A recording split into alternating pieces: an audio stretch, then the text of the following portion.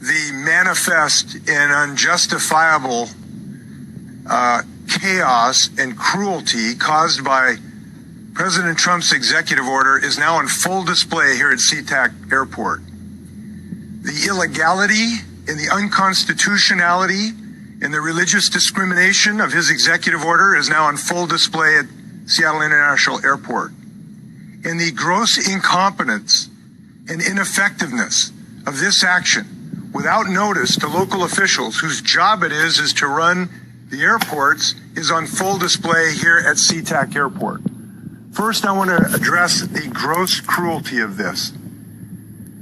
These are people who have left war-torn regions, chaos, mass poverty, many of them who have relatives here who are citizens of the United States, who have crossed the abyss from disaster to hope, who were ready and landed in the home of the land and the brave, who were allowed to get on airplanes to cross the oceans to a life of hope, and who are now torn apart from the relatives who are waiting at the end of the gate? What type of inhumane attitude allows that to happen in this nation? And that is what is going on.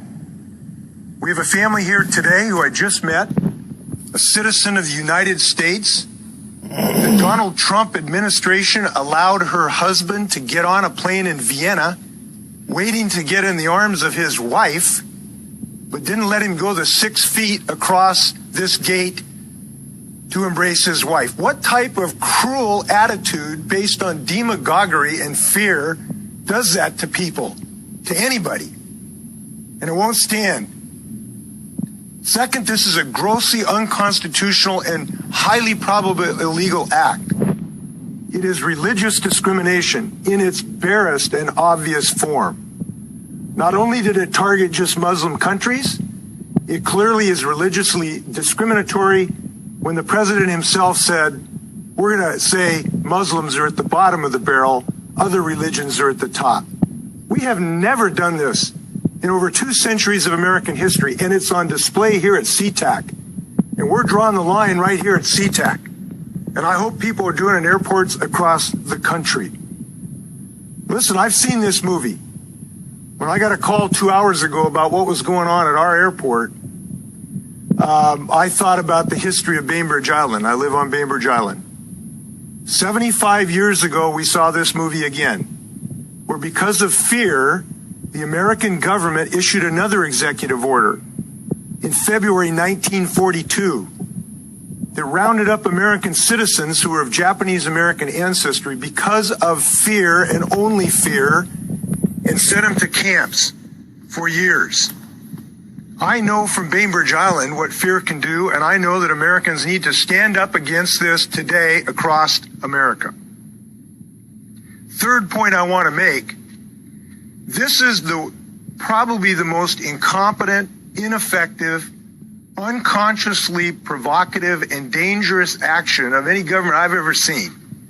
To drop this on SeaTac Airport with no notice of how to handle this, I got to tell you, these people couldn't run a 2-car funeral. And it's very disappointing to see our federal government create chaos in our nation. And let me note, these just aren't refugees. These are business people who now might be in the high-tech sector. They might be physicians. They can't leave the country now to leave because they can't get back in, even though they're legally here in this country. This is damaging to the economy of my state, and it is unacceptable. So I called the White House about an hour ago. I talked to Justin Clark. He's in the Intergovernmental Affairs.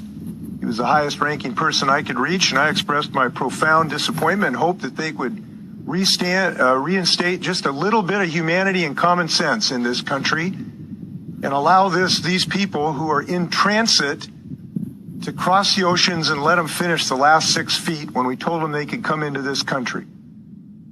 He indicated he would pass my thoughts alone and hope that I could reach the Chief of Staff. That has not happened as of yet. I have also talked to the Attorney General's office. The Attorney General is now examining what options we have. It is difficult, though, because, frankly, the judicial system is being held hostage here, too. because the Trump administration won't tell the governor of the state of Washington the characteristics of the people who are now being held in custody in my state at SeaTac. Therefore, it's difficult to get in front of a judge to really get relief from what I consider unconstitutional activity.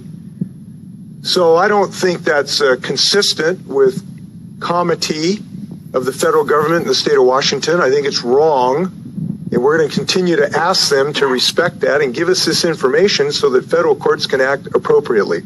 I hope that that will happen in the near future.